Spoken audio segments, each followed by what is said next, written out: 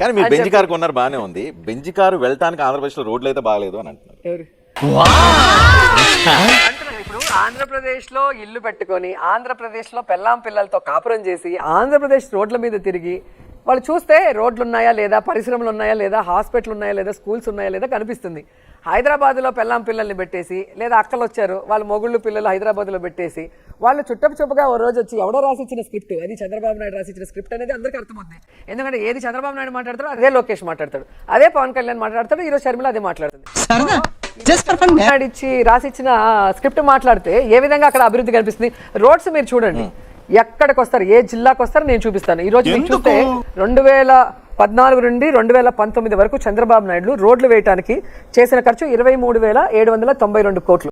చిన్న భాషకి చెప్పు. మీరు చూస్తే లాస్ట్ నవంబర్ 2023కి అంటే 4.5 years కి మేము ఖర్చు పెట్టింది 42,236 కోట్లు. డబుల్ ఖర్చు చేశారు. వస్తే చూపిస్తాం. మీరు కూడా హైదరాబాద్ లో కూర్చొని ఎక్కడ అంటే నేను ఎక్కడ అలాగైనా రండి, అలాగైనా మీకు నేను అన్ని రోడ్లు చూపించే అవకాశం ఉంటుంది.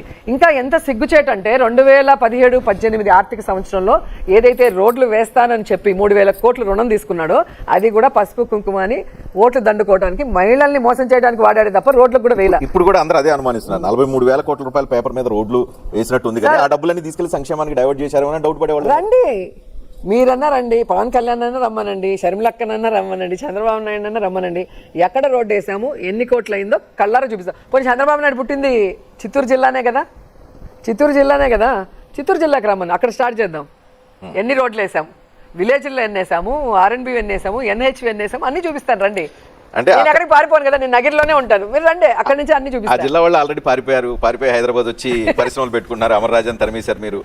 కియా లాంటి పరిశ్రమ రాలేదని బాధపడుతూ ఉన్నారు చాలా మంది. సార్ ఈరోజు కియాను మించిన ఇండస్ట్రీస్ చాలానే వచ్చాయి. మీకు పేర్లు చెప్తే మీరే, Greenko, Pepper electric bus, NTPC green hydrogen, Jindal steel, లైపీస్ pharma Kakinada, Aditya Birla classic soda, Century Plyboard, Panasonic Havells, Yokohama tyres, ఇలా చెప్పుకుంటూ పోతే చాలా ఉన్నాయి. క్రిస్ సిటీ, బర్గ్డాగ్ పార్క్ 16 రాష్ట్రాలతో పోటీపడి సాధించాం. అలాగే Daikin, smart DV, Oberoi hotels, Park Hyatt hotels, Lemon Tree hotels, ఇలా చెప్పుకుంటూ పోతే విజువల్ గా కనిపిస్తాయి.